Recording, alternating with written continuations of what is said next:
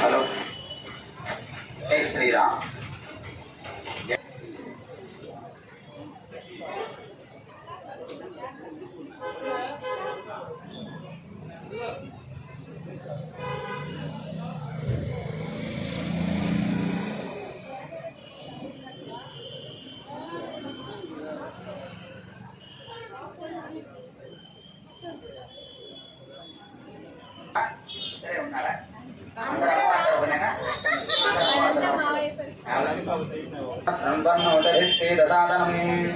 श्री महागणाधिपतये नमः।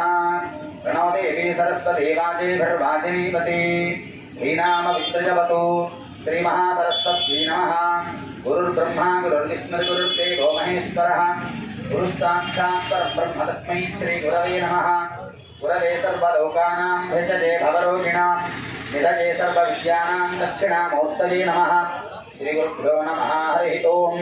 अपवित्रः पवित्रो वा सर्वावस्थाङ्गतो विवा यस्मदेत् पुण्डरीकाक्षं सभाख्याभ्यन्तरस्तुतिः। पुण्डरीकाक्ष पुण्डरीकाक्ष पुण्डरीकाक्षाय नमः। आजन्य केशवाय नमः। नारायणाय नमः। वासुदेवाय नमः। प्रद्युम्नाय नमः। अनिरुद्धाय नमः। पुरुषोत्तमाय नमः। अधोक्षजाय नमः। नारसिंहाय नमः। अच्युताय नमः। जनार्दनाय नमः। उपेन्द्राय नमः। हरये नमः। श्रीकृष्णाय नमः। श्रीकृष्णपरब्रह्मणे नमो नमः। उत्तिष्ठन्तो भूतविशाचाः एते भूमिभारकाः एतेषां विरोधेन ब्रह्मकर्मसमारभे दैवी गायत्री छन्दः प्राणायामे विनियोगः। यजमानश्चो वार्ता समस्त दुर्दक्षगद्वारा श्री परमेश्वरमुद्दिश्य श्री परमेश्वर प्रीत्यर्थं शुभाभ्याम्।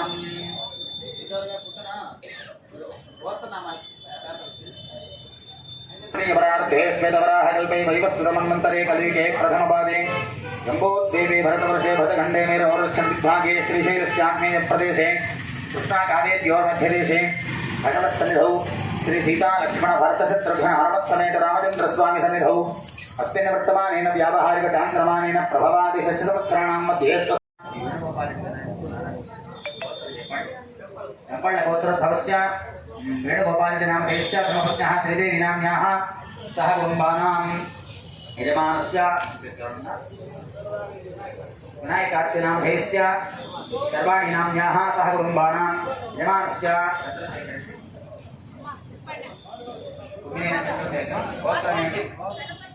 गणपतिगोत्रधवस्य चन्द्रशेखरनामधेयस्य मौलिका नाम्न्याः सह कुटुम्बानां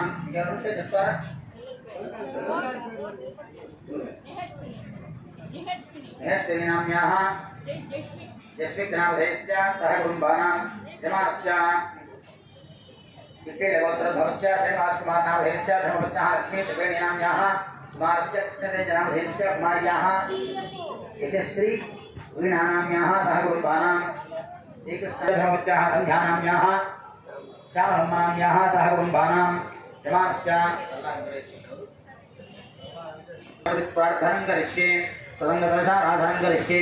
कलशं गन्धपुष्पाक्षतैरभ्यर्च्य कलशस्य मुखे विष्णुकण्ठे रुद्रस्तमाश्रितः मूले तत्र स्थितो ब्रह्म मध्ये मातृगणाः स्थिताः कुक्षोद्धाकराः सर्वे सप्तद्वीपावसुन्धरा ऋग्वेदोदकि ध्रुवेदस्सामवेदोक्यदर्पणः अङ्गैश्चिन्हिताः सर्वे कलशां सम्राडापो विराडापस्तराडापश्चन्दापुष्या भवद्योतिकुष्या भवतिजोकुष्यापसत्यमा पृथ्वीतत्त्वात्मने गन्धं परिकल्पाम्यहम् आकाशतत्त्वात्मने पुष्पं परिकल्पयामि वायुतत्त्वात्मने धूपं परिकल्पयामि रन्तजस्तत्त्वात्मने दीपं परिकल्पयामि अमृततत्त्वात्मने अमृतोपहारं परिकल्पयामि संसर्वतत्त्वात्मने ताम्बूलादि सर्वोपचारपूजां समर्पयामि। अनेन यावच्छक्ति पञ्चोपचारपूजया च भगवान् सर्वात्मकः सर्वं श्री सीता लक्ष्मण भरतशत्रुघ्न हनुमत्समेत श्रीरामचन्द्रस्वामिनः सुप्रियता सुप्रसन्ना वरदा भवतु। जय बोलो श्री रामचंद्र प्रभु महाराज की, सीता माई की, लक्ष्मण स्वामी की, रामभक्त हनुमान की। सर्वमु కూడా సంతృప్తితో వ్యక్తం చేస్తూ మా రామచంద్రమూర్తి శ్రీ సీతా మహాతల్లి సాధ్వి మహాసాధ్వి మహాపతివ్రత అయినటువంటి ఆ సీతమ్మ తల్లి కూడా ఇక్కడ చక్కగా వేంచేపు చేసుకొని ఉన్నాం. ఇక్కడ మనం చేస్తున్నటువంటి ఈ ఎదుర్కోల మహోత్సవంలో భాగంగా ప్రధానంగా స్వామివారి యొక్క అమ్మవారి యొక్క కథాగానం చేసుకొని ఆ తదుపరి స్వామివారిని కాస్త కదిలించుకుంటూ మధ్యలో స్వామివారికి పుష్పమాల పరివర్తనం చేసుకొని ఈ కార్యక్రమం పూర్తి చేసుకుంటాం. మొట్టమొదటిగా రాముల వారి యొక్క చరిత్ర చాలా విశేషంగా చెప్పబడుతూ ఉన్నది. అమ్మవారి దగ్గర వేగులు వెళ్ళి రాముల వారి గురించి విన్నవిస్తూ ఉన్నారట. ఏమని చెప్పారంటే, శ్రీరాఘవం దశరథాత్మజం అప్రమేయం సీతాపతిం రఘుకులాం వజరత్నదీపం ఆజానుబాహుమరవిందదళాజటాక్షం రామం నిశాచర వినాశకరం నమామి.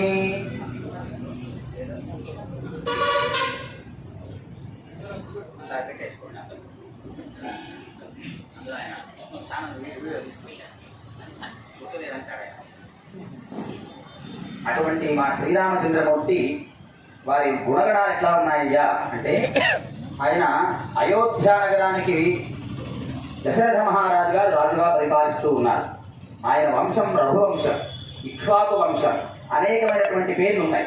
అంటే ఒక్కొక్క మహారాజు గారు వచ్చినప్పుడు ఆయన చేసినటువంటి పరిపాలన వల్ల ఆ రామచంద్రమూర్తికి ఆ వంశానికి ఆ పేర్లు వస్తూ ఉన్నాయన్నమాట. రఘువు అనేటువంటి చక్రవర్తి గారు పరిపాలన చేశారు, రఘువంశమైంది. ఇక్ష్వాకు పరిపాలన చేస్తే ఇక్ష్వాకు వంశమైంది. కకుత్సుడు అనేటువంటి వాడు పరిపాలన చేస్తే కాకుత్స వంశమైంది. ఇలా అనేకమైనటువంటి మహారాజులు, ఎందరో చక్రవర్తులు ఈ భూమిని అంతా కూడా ప్రజారంజకంగా పరిపాలన చేస్తున్నటువంటి వంశంలో ఉద్భవించినటువంటి వాడు మా శ్రీరామచంద్రమూర్తి. ఎందుకంటే భగవంతుడు ఊరికే పుట్టాడండి. భగవంతుడు ఒక వంశంలో పుట్టాలి అంటే ఎన్నో కోట్ల జన్మల్లో పుణ్యం చేసి ఉండాలి. భగవత్ ప్రసాదంగా మనకు ఏదైనా సంతానం కావాలి అన్నా కూడా మనం ఎంతో పుణ్యం చేసి ఉండాలి. కాబట్టి అటువంటి మా శ్రీరామచంద్రమూర్తి సాక్షాత్తు మహావిష్ణు స్వరూపం. ఆ మహావిష్ణువే సాక్షాత్తు 4 భాగములుగా మారి రామ లక్ష్మణ భరత శత్రుఘ్నులుగా వచ్చారు అని చెప్తుంది శాస్త్రం. కాబట్టి అటువంటి మా శ్రీరామచంద్రమూర్తి దశరథ మహారాజు గారి కుమారుడుగా పుట్టారు అన్నారు. ఇప్పుడయ్యా అంటే దశరథ మహారాజు గారు అనేక వత్సరములు పరిపాలన చేశారట. తెల్లటి గొడుగు కింద కూర్చొని చూసి చూసి చూసి 60,000 సంవత్సరములు గడిచిపోయినాయట. మనం చెప్తూ ఉంటాం, మన మనిషి ఆయుర్దాయం ఎంతండి అంటే శతమానం భవతి అంటారు. అంటే శతమానం భవతి అంటే 120 సంవత్సరాలు. ఆ 120 సంవత్సరాలు కూడా 100 సంవత్సరాలు అన్నారు తర్వాత. ఇప్పుడు అది కూడా గ్యారంటీ లేవు కదా. రకరకాలైనటువంటి అనారోగ్య సమస్యలు, జబ్బులో వచ్చి ముందుగానే వెళ్ళిపోతూ ఉన్నాం. 100 సంవత్సరాలు బట్టిగాడు అంటే మరు జన్మ వచ్చినట్టు అని చెప్తారు. కానీ రామచంద్రమూర్తి గారి యుగం ఏ యుగం అందరికీ తెలిసిందే, త్రేతాయుగం. ఆ త్రేతాయుగంలో మానవుడి ఆయుర్దాయం ఎంత అంటే 1,00,000 సంవత్సరాలుగా చెప్పారు. 1,00,000 సంవత్సరాలు మానవుడు బతుకుతే అందులో 60,000 సంవత్సరాలు దశరథ మహారాజు గారు చక్కగా పరిపాలన చేసేశారు. చేసిన తర్వాత గుర్తొచ్చిందట ఆయనకి. ఏమిటి? అప్పుడే సంధిబంధములు ఉడుతున్నాయి ఆయనకి. మనం చూస్తాం కదా, 60 ఏళ్ళు వచ్చేటప్పటికి షష్ఠి పూర్తి అని చేసుకుంటాం. ఎందుకు చేస్తారు అంటే శరీరంలో ఉండేటువంటి ఎముకలు, కీళ్ళు ఇవన్నీ కూడా సళ్ళు వదులుతాయట. అప్పుడు మళ్ళా షష్ఠి పూర్తి చేసుకొని మళ్ళా ఆయుర్దాయం నేర్చుకోవడానికి మళ్ళా చేస్తూ ఉంటారు. కాబట్టి 60,000 సంవత్సరాలు వచ్చేటప్పటికి గుర్తొచ్చింది, ఓ ఇన్ని సంవత్సరాలు ఈ తెల్లగూడు కింద కనపడకుండా గడిపేశానే, మరి నా తర్వాత రాజ్యం ఎవరికి ఇవ్వాలి, నాకు సంతానం కలగలేదే ఎలా అని ఆలోచన చేశాడట. అప్పుడు వాళ్ళ కులగురువు అయినటువంటి వశిష్ఠ మహర్షి దగ్గరికి వెళ్ళి ప్రార్థన చేశాడు. చేస్తే ఆయన చెప్పినటువంటి వాక్యం వల్ల, నాయనా ఏదో ఉత్తర జన్మల్లో పూర్వజన్మల్లో మనం చేసినటువంటి దోషము వల్ల ఇప్పుడు సంతానం కలగలేదు. కాబట్టి మీరు అశ్వమేధ యాగం చేసినట్లయితే మనం చేసిన పాపకు రాశి అంతా భస్మం అవుతుంది, ఆ తదుపరి సంతానం కలగడానికి యోగ్యత ఉంటుంది అని చెప్పారు. చెప్తే ఎవరు చేస్తారు అశ్వమేధం?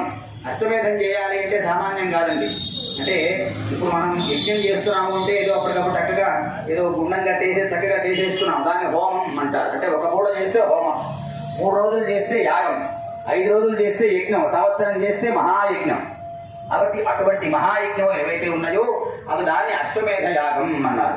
అశ్వమేధ యాగం చేయించాలి అంటే ఎటువంటి నిరాక్షేపణ లేనటువంటి వాడు, మనస్సులో ఏ కల్మషము లేనటువంటి వాడు అయినటువంటి ఋష్యశృంగ మహర్షి ఆయన కూర్చోబెట్టి యజ్ఞం చేయండి, మీ పాపం పోతుందని చెప్పారు.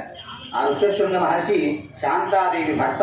ఆయన దశరథ మహారాజు గారికి వరుసలో తమ్ముడైనటువంటి వారి యొక్క రాజ్యంలో ఉన్నారని తెలుసుకొని వెళ్ళి ఆయన సాధారణంగా ఆహ్వానం చేసి అశ్వమేధ యాగం పరిపూర్ణం చేశాడు. ఎన్ని రోజులు చేశారండి?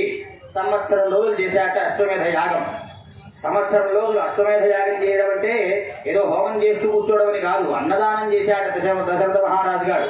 ఎంత అన్నదానం చేశాడండి అంటే వెంకటాచలం నుండి శ్రీశైలం వరకు ఎంత పొడుగ్గా కూర్చోబెట్టి విశ్వనాథ భోజనాలు పెట్టారటండి. వెంకటాచలం అంటే తెలుసు కదా అందరికీ, తిరుమల. తిరుమల నుంచి మొదలుకొని శ్రీశైలం దాకా ఎంత పొడుగుందో అంత పొడుగున బంతులు కూర్చోబెట్టి భోజనాలు పెట్టారట.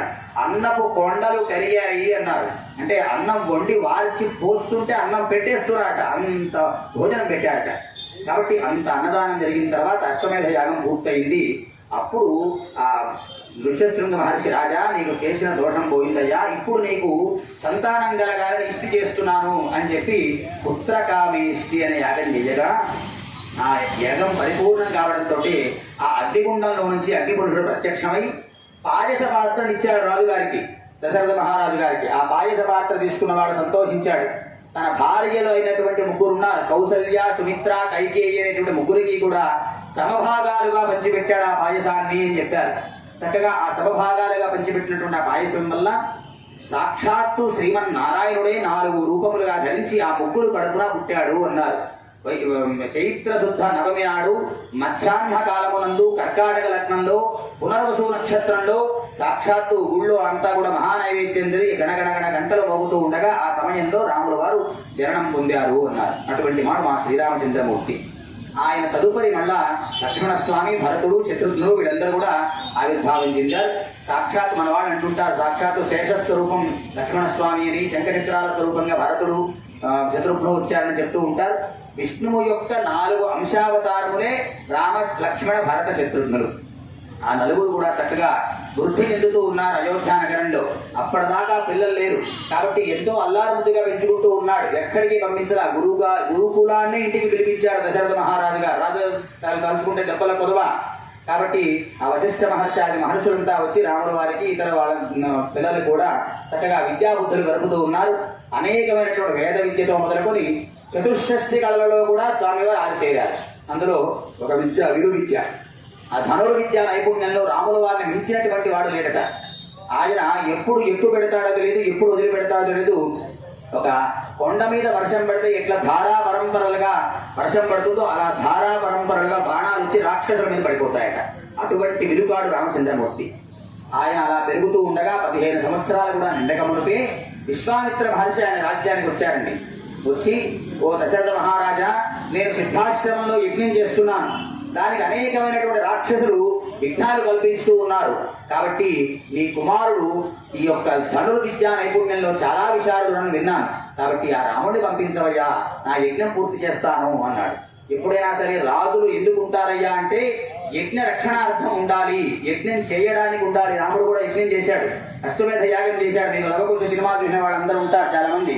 అందులో సీతమ్మ వారు పక్కన లేకపోతే బంగారు సీతను పెట్టుకుని మరి యజ్ఞం చేశాడు రాముడు.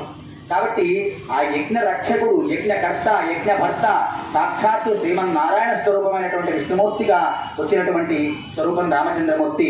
కాబట్టి ఆయన చేసినటువంటి ప్రతిపాదనకు ఆ దశరథ మహారాజు హడలిపోయి కింద పడిపోయాడు కళ్ళు తిరిగి. ఎందుకని? అల్లారుముద్దుగా పెంచుకున్నటువంటి నా కుమారుణ్ణి రాక్షసుల మీద పంపించమంటావా? పంపించగా ముక్కు పచ్చలారిని పసిగూనలయ్యా వాళ్ళిద్దరు కూడా, మరి వాళ్ళని ఎట్లా పంపించమంటావు అని అడిగాడు. అప్పుడు చెప్పాడు వశిష్ఠుడు, ఓ దశరథ, విశ్వామిత్రుడు సామాన్యుడుగా సంహారం చేస్తాడు, రాముడయ్యా పంపించమన్నాడు. సరే, ఆయన గురువుగా చెప్పిన వాక్యానికి అయిష్టంగానే పంపించాడు. వెడుతూ రాముడు ఒక్కడే కాదు లక్ష్మణుడు కూడా పంపమన్నాడు. ఎందుకని? రాముడు ఏదైనా అలసిపోతాడేమో ఆయనకు పరిచయం చేయమని. ఇలా వెడుతూ కౌసల్య సుప్రజా రామ పూర్వ సంధ్యా ప్రవర్తతే అంటూ మొట్టమొదట పాడింది ఎవరయ్యా అంటే విశ్వామిత్ర మహర్షి. అయ్యా ఓ సుప్రజారామ, పైకి నిద్రలేవయ్యా, ఎప్పుడైతే సూర్యుడు ఉదయిస్తున్నాడో ఇప్పటిదాకా పడుకోకూడదు నాయన, ఇప్పుడు లేచి కర్తవ్యం దైవమాన్హికం అన్నాడు. ఇక సంధ్యావందనాది కటువులు చేయవలసింది నీవు, పైకి లెమ్మన్నాడు. అప్పుడు లేచినటువంటి రామచంద్రమూర్తి చక్కగా స్నాన సంధ్యానుష్ఠానాలు పూర్తి చేసుకుని కూర్చుంటే బల అతిబల అనేటువంటి విద్యలను ప్రసాదించాడు రామచంద్రమూర్తికి విశ్వామిత్రుడు. అనేకమైనటువంటి అస్త్రశస్త్రములు అందించారు. అవన్నీ కూడా చేపట్టుకుని చక్కగా తాటగా సంహారం చేసి మారీచ సుబాహులు అనేటువంటి రాక్షసులు కాచుకొని ఉన్నారట. యజ్ఞం ఎప్పుడు చేస్తాడా విశ్వామిత్రుడు? ఆ యజ్ఞం భస్మం చేద్దామని చూస్తున్నారట. యజ్ఞం ప్రారంభమైంది. అగ్నయే స్వాహ, సోమాయ స్వాహ అంటూ హోమం చేస్తూ ఉంటే ఆకాశంలో నిలబడి కుండలతో తీసుకొచ్చి రక్తమాంసములు పోస్తున్నారట అగ్నిగుండంలో. అగ్ని ఎప్పుడైతే ప్రేరుతూ పైకొస్తుందో దేవతలకు హవిస్సులంటే దేవతలంతా తృప్తిగా వరమనిస్తారని చెప్తుంది శాస్త్రం. కాబట్టి అటువంటి హోమం జరగకుండా ప్రయత్నం చేస్తున్నారట. యజ్ఞద్రోహా అంటారు రాక్షసులందరినీ కూడా. దేవతలు యజ్ఞమునకు అనుకూలంగా ఉంటూ యజ్ఞం జరగడానికి ప్రయత్నం చేస్తారట. రాక్షసులు యజ్ఞములు జరగకుండా దేవతలకు బలం రాకుండా చూస్తారట. కాబట్టి అటువంటి పరిస్థితుల్లో రాముడు లక్ష్మణుడు ముగ్గురు కూడా ఇద్దరు కూడా అక్కడ చక్కగా ఆ పైన ఇప్పుడు ఎట్లయితే మనం ఇట్లా ఆచ్ఛాదన చేసుకున్నామో అలా బాణ పరంపరలతో ఆచ్ఛాదన కట్టి చక్కగా యజ్ఞాన్ని పూర్తి చేయించారు. ఆ యజ్ఞ పూర్తి పరిసమాప్తి పూర్తయిన తర్వాత ఆ విశ్వామిత్ర మహర్షి అయ్యా రామచంద్రమూర్తి ఉన్నటువంటి విశేషం ఏమిటయ్యా అంటే యజ్ఞం పూర్తయింది కదా ఇంటికి పోతా అనలేదండి. అది బాగా గుర్తుపెట్టుకోవాలి. ఎందుకంటే మనం ఇప్పుడు చూస్తూ ఉంటాం స్కూల్ పోయే పిల్లల దగ్గర నుంచి స్కూల్ అయిపోతే ఎప్పుడప్పుడు ఇంటికి పరిగెడదామని చూస్తుంటారు. లేకపోతే ఏదైనా కార్యార్థం మనం పెళ్లికో పేరెంటానికో పెడితే అయిపోగానే వెళ్ళిపోదామని చూస్తుంటారు. కానీ రామచంద్రమూర్తి అలా అనలేదు. యజ్ఞం పరిసమాప్తి అయింది కదా తదుపరి మీ ఆజ్ఞ చెప్పండి మీరు ఏం చేయమంటే అది చేస్తానన్నాడండి. ఎందుకంటే పితృవాక్య పరిపాలకుడు మా రామచంద్రమూర్తి. ఆయన విశ్వామిత్రుడు ఏం చెప్పాడు కాదు తన తండ్రి ఏం చెప్పాడో అది చేస్తాడట. కాబట్టి విశ్వామిత్రుడు ఏం చెప్పాడు దశరథుడు ఏం చెప్పాడయ్యా అంటే నాయన విశ్వామిత్రుడు ఇక నుంచి నీ గురువు ఆయన ఏం చెప్తే అది చెయ్యి అన్నట్ట. వెంబడే అందుకని వెళ్ళి రాముడు నమస్కారం చేసి చెప్పాడు అయ్యా మీ తరుపై ఏం చేయమంటారు అన్నాడు. అయ్యా ఇప్పుడు యజ్ఞం పరిసమాప్తి అయింది కాబట్టి మనం చక్కగా మిథిలా నగరానికి వెళదాం. ఆ మిథిలా నగరంలో అనేకమైనటువంటి సుందర దృశ్యాలు చాలా ఉన్నాయని చెప్పారు. కాబట్టి అవన్నీ చూద్దాం అంటే సుందరి సాక్షాత్తు మహాసుందరి ఎవరయ్యా అంటే సీతమ్మే. కాబట్టి ముందు ఆవిడ చూపించి ఆకాశవాణి అప్పటి నుంచి కూడా మా సీతమ్మ తల్లిని చక్కగా ఆ జనక మహారాజు గారు అల్లారుద్దుగా పెంచుకుంటూ ఉండగా ఆయనకు పెద్దల నుంచి వస్తున్నటువంటి పినాకము అనేటువంటి పరమేశ్వరుడు యొక్క ధనస్సు ఉన్నదట పూజా మందిరంలో. ఒకసారి అమ్మవారు బంతి ఆట ఆడుకుంటూ ఆ బంతిని పూజా మందిరంలోకి నెట్టిందట. ఆ పూజా మందిరంలో ఉన్నటువంటి శివధనస్సు కిందకి వెళ్ళిపోతే 10,000 మంది సైనికులు వచ్చి పక్కకి నెట్టినా జరగన్నది సీతమ్మ తల్లి ఎడమ చేతి చిటికిన వేతో ఒక్క నెట్టి నెడితే 10 ఆమల దూరం వెళ్ళిపోయిందట. అంటే సాక్షాత్తు జగజ్జనని కాబట్టి ఆవిడ తన యొక్క బలం ఉన్నదేనే కాదు కానీ అమ్మవారి యొక్క స్వరూపం అంత విశేషం. కాబట్టి అప్పటి నుంచి కూడా ఎవరైతే ఈ శివధనస్సును ఎక్కుపట్టగలుగుతాడో అతనికిచ్చి మా సీతమ్మ తల్లిని వివాహం చేస్తాను అని వీర్యశుల్కగా ప్రకటించి ఉన్నారు జనక మహారాజు గారు. కాబట్టి అప్పటి నుంచి కూడా ఎంతో మంది వస్తున్నారు. అంగవంగ కళింగ కాంభోజ కాశ్మీర కళింగ దేశాల నుంచి అనేకమైనటువంటి రాజవరేణ్యులంతా కూడా ఎంతో మంది విచ్చేసి చక్కగా ఆ శివధనస్సును చూసి మా వల్ల కాదు బాబోయ్ అంటూ పారిపోయిన వాళ్ళు చాలా మంది ఉన్నారట. ఎందుకని ఆ శివధనస్సును ఎక్కువ పెడుతుంటే ధనేశం తీసుకుందామన్నా కూడా అది పైకి లేవట్లే. 10,000 మంది నెట్టుకుంటూ వస్తేనే పక్కకు పోవట్లేదు అది. కాబట్టి అటువంటి శివధనస్సుని చూస్తారయ్యా జనక మహారాజా నువ్వు చూపించు అని చెప్పేసి రామలక్ష్మణుడు ఇద్దరికి చూపించమన్నాడు. అంతే విశ్వామిత్రుడి యొక్క అనుమతితో మా శ్రీరామచంద్రమూర్తి ఆ శివధనస్సును తీసుకొని ఎక్కువ పెడదామని చూశాకండి. అంతే అది ఊరికనట్లా తీసి నిలబెట్టేటప్పటికి పెళ్ళున విరిగే శివధనస్సు అన్నారు. చల్లుమొనియ సీత మనస్సు అన్నారు. ఎప్పుడైతే శివధనస్సు విరిగిందో అమ్మవారి యొక్క గుండె కూడా జల్లు మనదట. ఎందుకంటే ఇప్పటిదాకా ఎంతో మంది వచ్చారు మేము వీరులము ధీరులము సూర్యులము అని చెప్పుకుంటున్నారు తప్పితే ఎవరు కూడా దాని గురించి కనీసం పైకి తీసిన వాడు కూడా లేడట. కానీ మా రామచంద్రమూర్తి ఒక్కొక్క అడుగు వేస్తూ ఆ శివధనస్సు దగ్గరికి వెళుతూ ఉంటే సీతమ్మ తల్లి కోరుకున్నదట.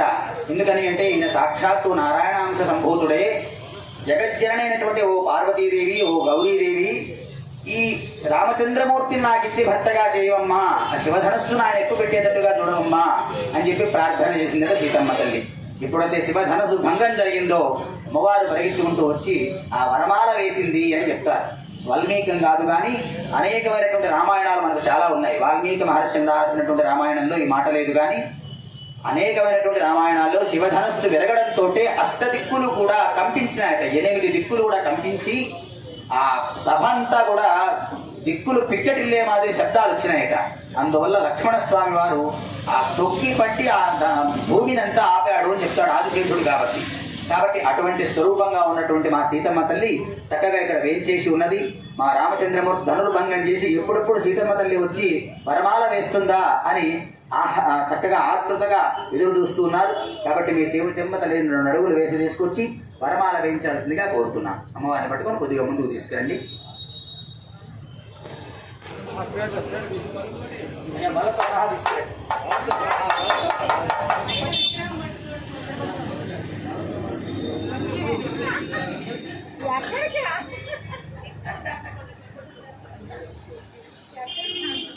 మా ఇందాకే చెప్పాను కదా సీతమ్మ తల్లి చక్కగా రాముల వారి మెడలో ఎప్పుడెప్పుడు వరమాల వేయాలా అని ఆతృతగా ఉన్నది ఆవిడ. మరి మీరు ఎక్కువ జరిపారంటే ఎట్లా? మా సీతమ్మ తల్లి మంద గజగమన అంటారు. అంటే ఆవిడ నడుస్తుంటే ఒక ఆడ ఏనుగు ఎట్లా అయితే నడుస్తుందో అట్లా నడుస్తూ ఉంటుందట. అక్కడ ఏనుగుతో పోలుస్తారు ఏమిటంటే అనమాట, ఏనుగు నడక చాలా మంద్రంగా ఉంటుంది, చిన్నగా నడుస్తుంది. మీరు చూశారనుకోండి ఏనుగుని, ఎప్పుడైనా ఏనుగు నడవడం చూశారని, గుర్రం అనుకోండి చకచక పరిగెత్తి చేస్తుంది. అదే ఏనుగు అనుకోండి ఏం చేస్తుంది, సింహావలోకనం లాగా ఒకసారి అడు తిరుగుతుంది, ఒకసారి ఇటు తిరుగుతుంది, ఒకసారి వెనక్కి చూస్తుంది, ఒకసారి కిందకు చూస్తుంది. చూసి చిన్నగా అడుగు వేద్దామా వద్దా అన్నట్టుగా తిరుగుతుందట అమ్మవారు. కాబట్టి అందుకని మంద గజగమన అన్నారు అమ్మవారిని. హంస నడక ఉన్న తల్లి ఆవిడే, మయూర నడక ఉన్నటువంటి తల్లి ఆవిడే. కాబట్టి అటువంటి తల్లి చక్కగా 2 అడుగులు మా కోసం వేసింది అంటే చాలా విశేషం. అలానే మరి మా శ్రీరామచంద్రమూర్తి కూడా అయోధ్య నగరం నుంచి అమ్మవారిని వివాహం చేసుకోవాలని ఉత్సుకతతో ఉన్నారు. కాబట్టి ఆయన కూడా 2 అడుగులు వేసి చక్కగా ముందుకు రావాలి. పట్టుకొని స్వామివారిని కొద్దిగా బల్ల పట్టుకొని స్వామివారి విగ్రహం కూడా పట్టుకున్నట్లా ఒకళ్ళు విగ్రహం పట్టుకొని చక్కగా బల్ల కడుతూ ముందుకు తీసుకురండి. అట్లా అట్లా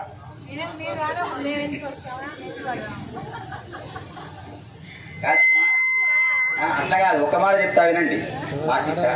మనము వెళ్ళి రామచంద్రమూర్తిలో కలవడమే ఈ యొక్క ఎదుర్కోల ఘట్టంలో తీసుకోవాలి. కాబట్టి అటువంటి మా శ్రీరామచంద్రమూర్తి చక్కగా అమ్మవారి కోసంగా 2 అడుగులు వేశాడు. అందులో ఆయన ఆజానుబాహుం అరవింద దళాయతాక్షం అన్నారు. ఆజానుబాహుడట అంటే మోకాల కిందకు ఉంటాయట చేతులు కూడా. ఎంత పొడుగు చేతులు అయ్యా అంటే ఎందుకు ఇంత పొడుగు చేతులు రావుల వారికి అన్నారు. మనం చూసుకుంటుంటాం. ఈ మాట చెప్పినప్పుడల్లా మన వాళ్ళు మోకాళ్ళ కిందకున్నాయా పైకున్నాయా చూసుకుంటుంటారు మన చేతులన్నీ కూడా. కానీ మోకాళ్ళ కంటే పైకే ఉంటాయి, గుర్తుపెట్టుకోండి. రాముల వారి చేతులు మాత్రమే పొడుగు ఉంటాయట. ఆయన ఎందుకంటే తిరుమలలో శ్రీ వెంకటేశ్వర స్వామి మూర్తి ఎంత అద్భుతంగా ఎంత విశేషంగా ఉంటాడో 9 అడుగుల మూర్తిగా, అలానే రామచంద్రమూర్తి అంత విశేషమైన మూర్తట. ఏమండి వెంకటేశ్వర స్వామి రూపం వేశాం అంటే వేషం కట్టాం, చక్కగా ఆయనలాగే నిలబెడతామంటే ఎవ్వడి వల్ల కాదండి. ఎందుకంటే ఈ చెయ్యి ఇట్ట పెట్టగలం కానీ ఈ చెయ్యి ఇట్ట పెట్టలేం, మన వల్ల కాదు. ఎందుకని ఎంతసేపు పెడతామంటే పాపం ఆయన కలియుగ ప్రారంభం నుంచి అట్టానే పెట్టుకొని ఉన్నాడు ఆయన. ఎందుకని చెప్పాడయ్యా అంటే ఇది ఏమన్నారంటే కటిహస్తము వరదహస్తము అన్నారు. దీన్ని వరదహస్తం అంటారు. ఇట్లా కిందకి చేయి చూపిస్తున్నట్ట వరదహస్తం అంటే అర్థం ఏమిటి, ఇందులో నుంచి వరములన్నీ ఇస్తున్నట్ట చక్కగా.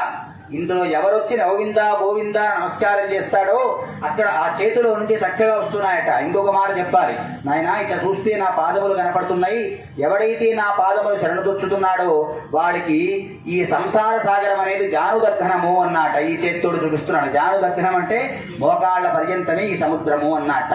సంసార సాగరంలో కొట్టుకుపోతున్నటువంటి జీవుళ్ళని తరింపజేయాలి అంటే సాక్షాత్తు విష్ణు పాదాలు శరణదొచ్చాలి, అంతకు మించి వేరే మార్గం లేదన్నాడు. ఏ పురాణముల ఎంత వెతికినా శ్రీపతి దాసులు చెడరన్నడను అన్నాడు హనుమాచార్యులు వారు.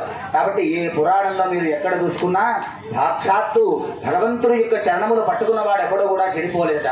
కాబట్టి అటువంటి భగవంతుడి యొక్క స్వరూపం అలా ఉంటుంది తిరుమలలో. ఎందుకని ఈ చేతితో చక్కగా పాదములు సేవించండి, అలా సేవించిన వాడికి మోకాటి వరకే సముద్రం వస్తుంది అన్నాడు సంసార సాగరం.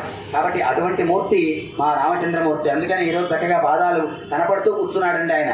ఎందుకంటే వస్త్రం కట్టుకోవడంలో కూడా శివధనుస్సులు విరవాలి, వచ్చేసి అమ్మవారి మెడలో మాల వేయాలి అనే ఉత్సుకత ఆయనకు కూడా ఉంది మెడలో మనసులో. కాబట్టి ఆయన కూడా చక్కగా ఉబిళ్ళు ఊరుతూ ఉన్నారు స్వామివారు.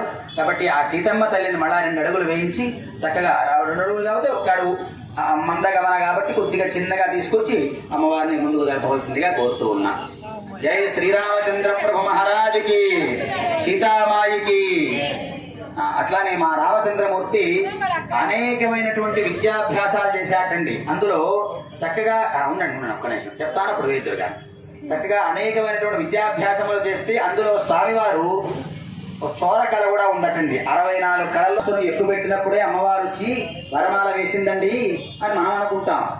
కాదు, విశ్వామిత్రుడితో వస్తున్నప్పుడే నందనవనంలో వాడిద్దరు కలుసుకున్నారటండి. కలుసుకొని ఒకళ్ళకొకళ్ళు మనస్సులు ఇచ్చి పుచ్చుకున్నారట. మనస్సులు ఇచ్చి పుచ్చుకోవడం అంటే సామాన్యం కాదండి. సాధారణంగా మనం ఇప్పుడు చూస్తూ ఉంటాం ప్రకటనంగా. ఇప్పుడున్నటువంటి లౌకికమైనటువంటి పరిస్థితుల్లో ఎన్నో ఉన్నాయి మనసులు ఇచ్చి పుచ్చుకోవడం అనేటువంటి మాటలు. కానీ అలా కాదట. సీతమ్మ వారి మనస్సు ఏమిటో రాముడు తెలుసు, రాముడి మనస్సు ఏమిటో సీతమ్మకు తెలుసట. ఒక ఉదాహరణ ఏమిటంటే, రాముల వారు అట్లా అయోధ్యానగరంలో అంటే వివాహం అయిపోయి చాలా కాలం అయిన తర్వాత అయోధ్యానగరంలో వీధుల్లో వెళుతున్నట్ట ఒక రథం మీద కూర్చొని వెళుతూ ఉంటే ఒక చిన్న దుకాణం కనపడ్డది. ఉంటాయి కదా ఊరంటే దుకాణాలు ఉంటాయి, అంగళ్ళు ఉంటాయి. అక్కడ మంచి పట్టు పంచె కనపడ్డదట. ఆ బ్రహ్మాండంగా ఉంది కదా అంటున్నట్టు. ఆ పట్టు పంచె ఎంత బాగుందో, నేను కట్టుకుంటే బాగుంటుంది కదా అని. కానీ అప్పటికప్పుడు అక్కడ ఆ ఆకి తీసుకునేటువంటి వసతి లేదు, అవకాశం లేదు. వెళ్ళిపోయాడు రాముడు. కానీ రాముడు ఇంటికి వచ్చి అంతఃపురంలో వచ్చాడు. ఆ పట్టు పంచె వచ్చి ఇంట్లో ఉన్నదటండి. ఎలా ఉన్నది అంటే సీతమ్మ తెలుసుకొని చక్కగా తీసుకొచ్చి ఇంట్లో పెట్టిందట ఆవిడ. కాబట్టి సీతమ్మ మనసు ఏమిటి అంటే రాముడే, రాముడు మనసు ఏమిటి అంటే సీతమ్మే. కాబట్టి ఆ మనస్సు దగ్గరికి రాముల వారిని చేర్చడమే మన పని. కాబట్టి 2 అడుగులు వేయండి ఆయన. రాముడు చక్కగా అడుగు వేస్తే 7 అడుగులు అవతల పడాలట. మీరేమో రాముడిని చిన్నగా కదులుస్తున్నారు. రాముడు కాస్త పెద్దగానే అడుగు వేస్తాడు. ఏమ్మా అంతే కదా మరి. రాముడు పెద్ద అడుగులు వేయాలి. మా సీతమ్మ తల్లి పెళ్లి కూతురు కాబట్టి చిన్న చిన్న నడకే నడుస్తుంది. కాబట్టి నాయన సీతమ్మ నడక చూపించండి, చిన్నగా చూపించండి. మా రాముల వారు కూడా చక్కగా అడుగు వేస్తాడు.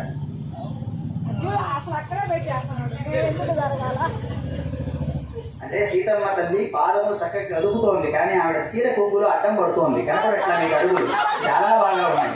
కాబట్టి అటువంటి స్థితిలో ఎందుకంటే అమ్మా మా సీతమ్మ తల్లి ఆచి తూచి అడుగు వేస్తుంది. ఆ అడుగు వేయడం వల్ల కింద హంసతూలికా తల్పములు భరుస్తున్నారట.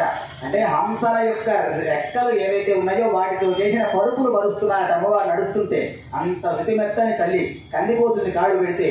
కాబట్టి రేపు మీ రాముడి దగ్గరికి పోతే ఏం చూసుకుంటాడో అని భయం మాకు. పైగా 14 ఏళ్ళు అసలే పోతారా అడవి తీసుకుపోయినాడని విన్నాము. కాబట్టి ఏమో బ్రహ్మాండంగా చూసుకుంటాడు. ఇంకా మాకు ధైర్యం బ్రహ్మాండంగా చక్కగా. కాబట్టి నేను మీరు కూడా 2 అడుగులు రాముల వారిని వేయించండి. వీడిగో అల విజయ రాఘవుడు పోడిని కొలుగున పొదలి, వీడిగో అల విజయ రాఘవుడు పోడిని కొలుగున పొదలి అన్నారు. కాబట్టి అటువంటి విజయ రాఘవుడు ఆయన అనేకమైనటువంటి రాక్షసుల సంహారం చేసిన వాడు.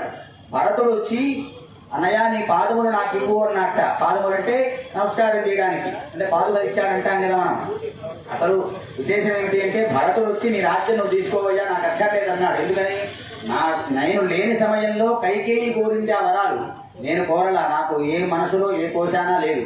కాబట్టి నీ రాజ్యాన్ని నువ్వు ఏలుకోరనయ్యా అంటే, కాదు నాయన భరత, నువ్వు నాన్నగారు చెప్పిన మాటను పరిపాలించాలి. కాబట్టి నువ్వు రాజ్యాల్లో అక్కడ ప్రజలను పరిపాలించు. నేను ఇక్కడ ఎంత 14 సంవత్సరాలు 14 నిమిషములలో పూర్తయిపోతాయి. కాబట్టి ఇక్కడ అడవుల్లో ఉండేటువంటి మహర్షులకు రక్షణ కల్పిస్తూ ఇక్కడ ఉండేటువంటి వాళ్ళందరూ నేను పరిపాలిస్తానని చెప్పాడు రామచంద్రమూర్తి. ఆ తదుపరి రాముల వారి పాదుకలు తీసుకుపోయి నంది గ్రామంలో పెట్టుకొని చక్కగా రాముల వారి పనుపున ఆయన రాజ్యం చేశాడు. అంతేగాని భరతుడు నిజానికి కూర్చొని రాజ్యం చేసిన దాఖలాలు ఎక్కువ లేవండి. ఆయన కూడా అయోధ్యను కూడా వెళ్ళలేదట. నువ్వు లేని అయోధ్య నాకు శ్మశానంతో సమానము అన్నట. కాబట్టి అటువంటి మా రామచంద్రమూర్తి పాదములు చక్కగా, ఆయన పాదములు కూడా శ్రీచరణములు.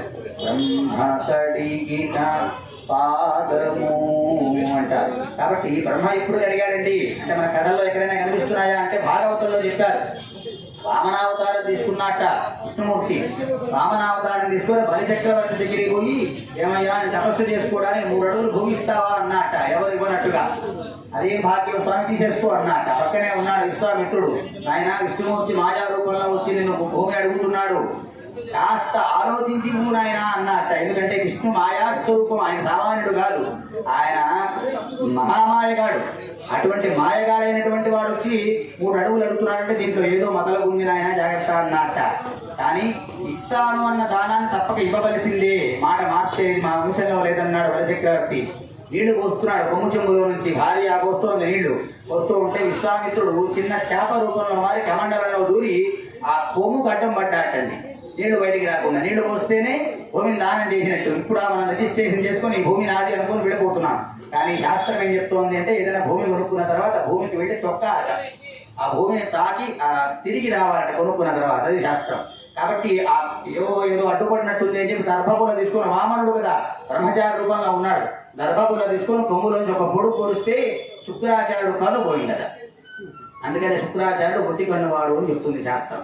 కాబట్టి అటువంటి స్థితిలో ఇంతింతయి వటుడింతయి మరియు తానింతయి నభోరాశిపైనంతయి చంద్రునికంతయి సూర్యుని మీదకంతయి అని చెప్పి మధ్య చెప్పారు బోధన గారు. కాబట్టి ఇంత ఉన్న వటువు ఎంత విరిగిపోయినాడా అంటే రవిబింబం ఉపబింబ పాత్రముకు ఛత్రమై శిరోరత్నమై కళరత్నమై అని ఎన్నో చెప్పారు. అంటే ఒక్కొక్క అడుగు పెరుగుతూ వెళ్ళిపోతూ ఉంటే సూర్యబింబంతో పోలిక చెప్పారు వామనమూర్తికి. ఆయన పెరుగుతూ ఉంటే అట ఫస్ట్ సూర్యబింబం గొడుగులాగా ఉందట ఆయనకి. ఆ తదుపరి నుదుటి బొట్టులాగా అయిపోయిందట. ఆ తదుపరి మెడలో ఉండే హారంలాగా అయిందట. తర్వాత నడుముకు పెట్టుకున్న వడ్డానంలో మణి అయిపోయిందట. అంటే అంత పెరిగిపోతున్నాడు. సూర్యుడు కిందకి ఎరిగిపోతున్నాడు, వామనమూర్తి పెరిగిపోతున్నాడు. ఆఖరికి పదపీఠమై అన్నాడు. అంటే సూర్యమండలం స్వామి పాదముల కింద పదపీఠంలాగా ఉన్నదట. కాబట్టి అటువంటి మా వామనమూర్తి ఒక్కొక్క అడుగుతో భూమిని అంతా గురిచేశాట. ఒక అడుగుతో ఆకాశాన్ని కొలుస్తూ ఉంటే బ్రహ్మగారు చెప్పాడు, ఓ సరస్వతి రారా అని పిలిచాట సరస్వతి అమ్మవారిని. ఎందుకయ్యా అంటే, ఇదిగో ఎప్పుడు కూడా ఎవరికి అందని పాదం, దొరకని పాదం, ఇటువంటి మహాపాదం ఇప్పుడు వస్తోంది, మన లోకంలో నుంచి కొడుతోంది, సమస్త లోకాలు కొలుస్తూ పెడుతోంది. తొందరగా నీళ్లు పట్టుకోనరా అని చెప్పి, ఆ పాదం దొరకదు తొందరగా అని చెప్పి చక్కగా బంగారు పాత్రలో నీళ్లు తీసుకొని బ్రహ్మ కడిగిన పాదము అంటూ చక్కగా ఆ బ్రహ్మగారు సరస్వతి కలిసి ఆ పాదములు కడిగి నీళ్లు కలుపుకున్నాట వామనావతారంలో. ఆ తదుపరి మొత్తం చేశాడు. ఆయన తర్వాత మనకందరికీ తెలిసిన విషయమే, ఆ బలిచక్రవర్తి శిరస్సును ఉంచి ఆయన పాతాళ లోకానికి అధిపతిని చేశాడు అని చెప్పింది శాస్త్రం. అధపాతాళాలను తొక్కడం కాదు, పాతాళంలో ఉంటాడు బలిచక్రవర్తి ఇప్పటికీ కూడా. కాబట్టి అటువంటి మా శ్రీరామచంద్రమూర్తి పాదములు సాక్షాత్తు శ్రీమన్నారాయణమూర్తి పాదములే, అందులో ఎటువంటి సంశయమూ లేదు. కాబట్టి అటువంటి పాదములతో 2 అడుగులు వేయించి చక్కగా ముందుకు నడపండి ఆయన రాముల వారిని. నేను నడము అంటే రామచంద్రమూర్తికే కళంకం అవుతుంది. కాబట్టి చక్కగా, ఎందుకంటే రాముడు 1 అడుగు వేస్తే 7 అడుగులు అవతల పడతాయట అడుగులు. అంత ధైర్యంగా కడ వేసుకుంటూ వెళ్ళిపోతుంటాట రాముడు. కాబట్టి అటువంటి శబ్దం వచ్చేటట్టుగా చక్కగా ఆ అడుగులు వేయించారు. ఆ శబ్దం విన్న తల్లి ఆగుతుందా? 2 నిమిషాలు కూడా ఆగలేదు. కాబట్టి ఆమెను కూడా కొద్దిగా ముందుకు తీసుకెళ్ళి హంసదుడికా తల్పం ఇప్పుడే ఆర్డర్ ఇచ్చామండి, వస్తుంది. చెవేరా ఫర్నిచర్స్ అని ఉంది కావాలో, దాంట్లో ఇచ్చాము. చక్కగా వస్తుంది, చక్కగా పరుస్తారు. అప్పుడు చక్కగా మీరు పెళ్లి చేస్తారు కానీ ఉదయానికి వచ్చేస్తుంది, అన్నీ చేస్తారు కానీ ఏమన్నా చక్కగా అమ్మవారు 2 అడుగులు వేశారు. అటువంటి రామచంద్రమూర్తి కూడా చాలా ఆనందంగా ఈ యొక్క కావలి పట్టణంలో ఎక్కడా కూడా జరగదండి, ఎదుర్కోవాలి. ఎందుకంటే కావలిలో చుట్టుపక్కల పల్లెల్లో వైపు జరుపుకుంటుంటారు కానీ ఈ మాత్రంగా చక్కగా రాముడి కథ చెప్పుకుంటూ జరగడం అనేది ఎక్కడా లేదు. కాబట్టి జనతాపేటలోనే కొలువై ఉంటాడు ఆయన రామచంద్రమూర్తి, అది మాత్రం ఖచ్చితంగా ఉంటుంది. ఎందుకంటే ఆయన ఎన్నోసార్లు ఇక్కడ ప్రత్యక్ష నిదర్శనాలు చూపించాడు. కాబట్టి ఆ రామచంద్రమూర్తి ఇక్కడ ఉన్నటువంటి చిన్న స్వరూపంగా ఇంతింతయి బటుడింతయి అన్నట్టుగా చిన్న గుడి దగ్గర నుంచి ఇంత మహా దేవస్థానంగా చక్కగా నిర్మింపబడి విశేషంగా ఉత్సవాలు జరిపించుకోవడం మన చేత రాముడే. కాబట్టి అటువంటి రాముడు ఈరోజు రేపు పొద్దున్నే పెళ్లి చేసుకోవాలి. కాబట్టి 2 అడుగులు వేసి అమ్మవారి ఇంటికి రావాలి. 2 అడుగులు వేయండి ఆయన. అట్లా ఇక సీతమ్మ తల్లిని కూడా చక్కగా ఇట్లానే 1 అడుగు వేసి కూర్చోబెట్టండి. చక్కగా మాలా పరివర్తనం చేస్తారు. నాయన మేడం చేయండి. ఓం ధ్రువం తేరా జావరణో ధ్రువం దేవో బృహస్పతి ధ్రువం తైంద్రశ్చాగ్నిశ్చ రాష్ట్రం ధారజతాం ధ్రువం ధ్రువం ధ్రువేణ అభిషా తస్మై దేవాధిప్రవం అయం చ బ్రహ్మణస్పతి అయం ముహూర్తస్సు ముహూర్తో అస్తు ముహూర్తకాలే సూర్యాభినామవాన్ గ్రహణాత్యంత అనుకూల్యత తథాస్తు తథాస్తు.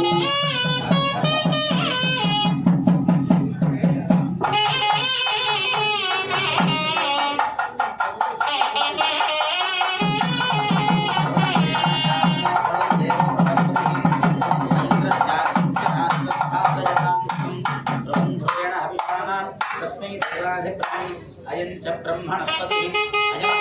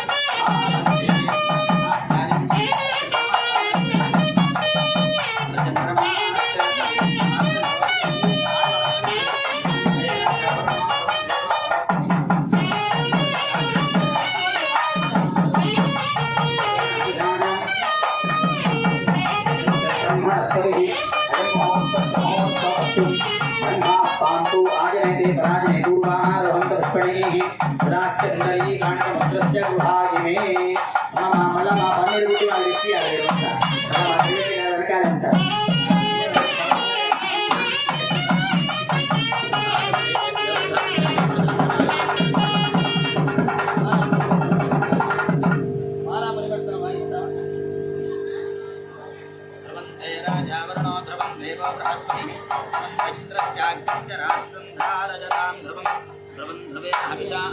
तस्मै देवाधिप्रवन्नम् अयं च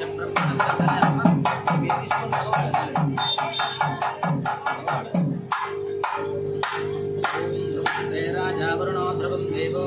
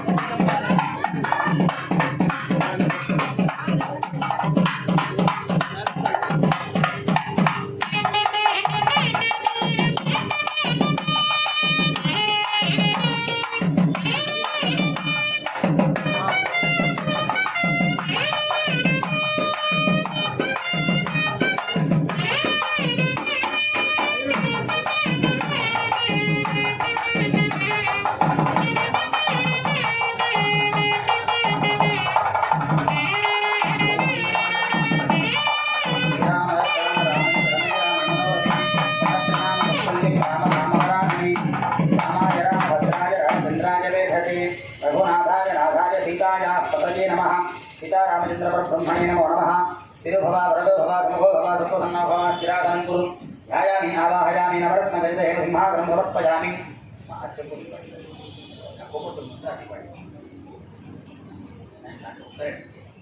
हस्तयोः अर्घ्यं समर्पयामि पादयोः वाद्यं समर्पयामि मुखे शुद्धाचमनं समर्पयामि औपचारिकस्नानं मा बोधिष्ठामयोः स्थानमूर्जलधातुना महेरणा गृह्यते योगस्यमतमोरसस्तस्य भागतयः भजदेव मातरः स्मारं च मम वयस्सक्षया गतिपदः आपो जनकधाजनः बुद्धोदिकस्नानं समर्पयामि स्नानानन्तरं शुद्धाचमनं समर्पयामि अभिवस्त्राः सुपथनान्यरुषापि धेनो सुदुघाः पूजमानः अभिचन्द्राभर्तवेनो हिरण्याभिरस्पानधिनो देवसमास्त्रविग्माघ्नम् अक्षदानं समर्पयामि यज्ञोपवीतार्थं यज्ञसूत्रार्थम् अक्षदानं समर्पयामि गन्धद्वारान्दुराधरुषा नित्यपुष्टाङ्गलेखनीं विश्वदेवं सर्वभूतानां तामिहोपत्वये श्रीकिन्दिके श्रीचन्दनं समर्पयामि अलङ्करणार्थम् अक्षदानं समर्पयामि अक्षतैः महाराजे नमः ओं श्रीकृष्णाय नमः ओं श्रीरामाय नमः रामभद्राय नमः रामचन्द्राय नमः सीतालक्ष्मणभरतशत्रुघ्नहनुमत्समेत श्रीरामचन्द्रब्रह्मणे नमो नमः नानाविधपरिमलपुष्पाक्षदानि समर्पयामि धूपं वनस्पत्यद्भवैर्दिव्यैः नानागन्धैर्गन्धितः आग्रे सर्वदेवानां धूपोऽयं प्रतिगृह्यताम्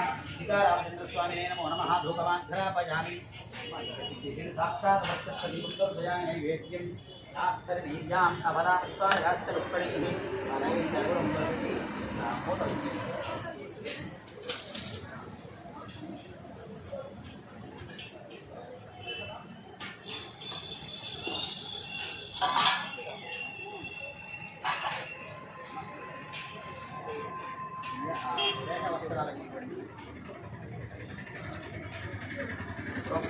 महाविजय नमः मुद्रिकाक्षं गणिकाक्षं गणिकाक्षाय नमः मंडपस्दावाहि श्री सीता लक्ष्मण भरत चंद्र नाम समेत श्री रामचंद्र स्वामी नमो नमः धन नारिकेल खंड द्वेष सहित लड्डुकान् निवेदयामि लड्डुकान् निवेदयामि सुतलान् निवेदयामि नारिकेल खंड द्वेष सहित कदली फलान् निवेदयामि ऐष्टाचेति वचन प्रथमात्मने नमः द्वितीयात्मने नमः